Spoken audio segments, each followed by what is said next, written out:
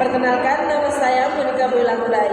Saya Cemopeo. Kami mahasiswa dari Universitas Muhammadiyah Kupang, Fakultas Keguruan dan Ilmu Pendidikan, Program Studi Pendidikan Biologi semester 4. Di video ini, kami akan menjelaskan tentang proses fertilisasi atau pembuahan.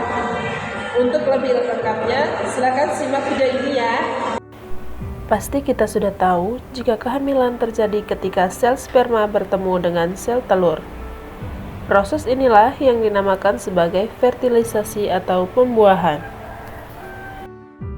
Setiap bulan, wanita akan melepaskan satu sel telur yang sudah matang dari salah satu ovarium. Proses ini disebut ovulasi.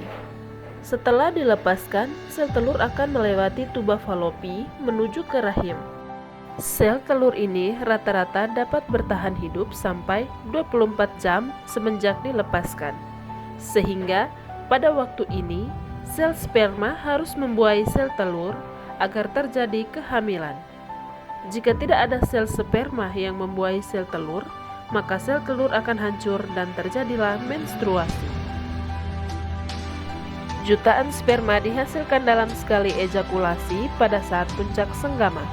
Sesaat dipancarkan di dalam mulut rahim, sperma akan bergerak ke rongga rahim untuk mencari sel telur yang telah matang dan siap untuk dibuahi. Dari jutaan sperma yang dipancarkan, hanya beberapa yang dapat bertahan hidup mencapai indung telur, dan hanya salah satu yang dapat mencapai dan hidup di indung telur.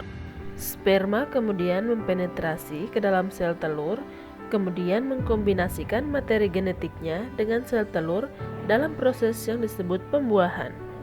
Dari genetik sel sperma dan sel telur, kemudian melakukan penggabungan, disinilah jenis kelamin embrio ditentukan. Jika sperma yang berhasil membuah sel telur membawa kromosom Y, maka embrio berjenis kelamin laki-laki. Sedangkan sel sperma membawa kromosom X, maka embrio akan berjenis kelamin perempuan.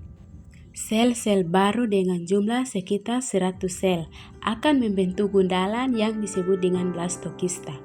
Blastokista ini kemudian akan menuju ke rahim.